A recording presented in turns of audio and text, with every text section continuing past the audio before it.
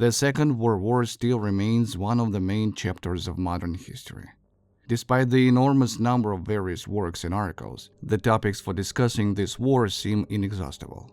What happened during the war in Southeast Asia is traditionally covered to a lesser extent than the events in the European theater of operations. However, no less rage was boiling in Asia with its own, no less terrible tragedies.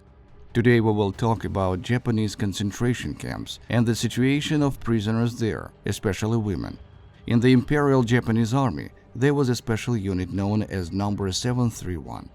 That's what they called it, Unit 731. This treacherous detachment consisted of highly qualified medical specialists, biologists, epidemiologists, surgeons, and other professionals. And of course, security and assistant specialists, ordinary doctors, orderlies, and so on. The unit was doing the same thing as its German counterparts in Nazi Germany. That is, they conducted experiments on living people. The detachment's leadership has special privilege. They had access to any prison, any concentration camp, and any city in the lands occupied by the Japanese army. The detachment was led by a general, himself a microbiologist by training, Ishishiro. The unit's headquarters was located near the Chinese city of Harbin. Vivisection. The viewer is probably very familiar with the atrocities that the German Nazis, it would be hard to call them doctors, committed in concentration camps, performing the most monstrous experiments on living people. So the Japanese colleagues were not only not inferior to the European allies, but even suppressed them. One of the terrible experiments the Japanese sadistic doctors performed on people was called vivisection. This is carrying out medical operations on living person without anesthesia. According to Japanese experts, painkillers blurred the results of the experiment. Unit 731 is known as a bacteriological and epidemiological laboratory that was involved in the development and testing on living people of new strains of known diseases: bubonic plague, anthrax, cholera, typhoid fever, tuberculosis, and severe form of encephalitis, which are now carried mostly by ticks, are also the merit of Unit 731. But the development and testing of bacteriological weapons was only one of the areas of research carried out in this military scientific special unit, the exact number of which is still unknown. The epidemiology unit was only one of the 8 divisions of this sadistic medical team. The experience was very diverse. For example, so-called Japanese scientists were very interested in the effect of high and low temperatures on the human body. Specialists scorched people's limbs with the blowtorch, or on the contrary froze them, observing the patient for a while and then proceeded to amputation.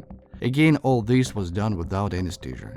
Hair care specialists loved to delve inside the human body. Not their own, of course. They could, for example, remove the stomach and saw the esophagus to the rectum. They could literally disassemble a living person into spare parts. And to prevent the subject from screaming, their mouths were tightly gagged and bandaged. But sometimes they left their mouths free, putting on special headphones in order to study the reaction to the end. These non-humans, in their jargon, called the subjects of such tortures logs. These Japanese lumberjacks were loyal subjects of the Mikado.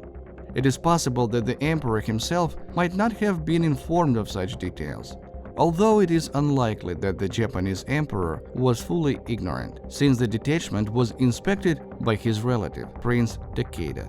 Moreover, the emperor himself was a biologist by education. Emperor Hirohito lived a long life, and one can only wonder if his conscience tormented him. Experiments on women. But that wasn't the worst thing. The most terrible, although it would seem it couldn't be more terrible, were experiments on women. One of the important experiments of Japanese non-humans was the influence of sexual transmitted diseases and studying the rate of their transmission from infected people to other people. Women or men were infected, after which healthy people were forced to have sexual intercourse with them. Infected women were forced to live in the same room with their children, use the same dishes, etc., or on the contrary, the infected children, and settle them with their parents. For some reason, Japanese sadists were particularly fond of syphilis. The result of studying the impact of the disease on the adult body was of great interest to the so-called researchers. Also, the so-called Japanese experts were interested in what psychological and physiological impact physical violence has on women, including sexual. For this purpose, women and young girls were subjected to physical violence, moreover, repeatedly. There were experiments in which the effects of poisonous gas on mothers and child were studied. That was done for different purposes, including in order to trace the innate connection between native people and their behavioral instincts. For this purpose, they put a woman with a small child in a gas chamber and released poisonous gas. The woman, gasping for breath, covered the child with herself, trying to save him, showing maternal instinct. But as a result, both died. There was also a centrifuge test. They checked how long it would take a person to die, and at what speed of rotation death would occur. The main experimental material, as it was designated in Japanese documents, were residents of China and Vietnam. But even people from Europe fell into the hands of Japanese researchers. However, there were few of them. There were also Russian girls there, for example, Maria Ivanova, with a 4-year-old child. Both were poisoned in a gas chamber during another experiment. According to the testimony of war criminal General Kiyoshi Kawashima, in April 1941, I looked around the prison and saw in one of the cells 2 Russian women, one of whom had a 1-year-old child born in the unit's prison. It was clear that the fate of these women, as well as the child, was tragic. Most of the Russian girls who were prisoners of Unit 731 were from families of immigrants living in Harbin.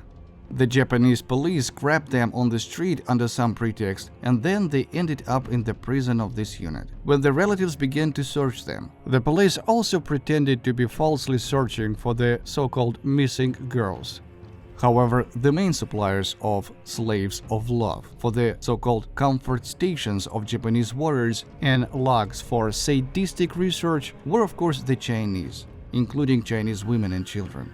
Not only that, the Japanese military subjected women to violence, making them slaves in their so-called comfort stations, brothels under the Japanese army, where even 12 and 14-year-old girls had to serve 30-50 soldiers a day. At any moment, they could also be turned into logs for the experiments at Unit 731. Here is testimony of General Kawashima Kiyoshi. Yes, all the prisoners died during the entire existence of the prison. As far as I know, not a single prisoner came out of there alive. Under my watch, more than 3,000 people died as a result of the experiments carried out in Unit 731 alone, and I don't know how many died before me. According to incomplete data, more than 10,000 people died as a result of the activities of Unit 731. But this is incomplete data because many documents, as well as many witnesses, were destroyed by the Japanese fascists. In 1945, when the Japanese military failed its moment of reckoning, then by order of Lieutenant General Ishishiro, all prisoners of the special camp and the prison itself were exterminated. In execution of the order, the squad members approached the cells and threw grenades filled with hydrocyanic acid through the cell doors. The women and children in the cells suffered a terrible fate.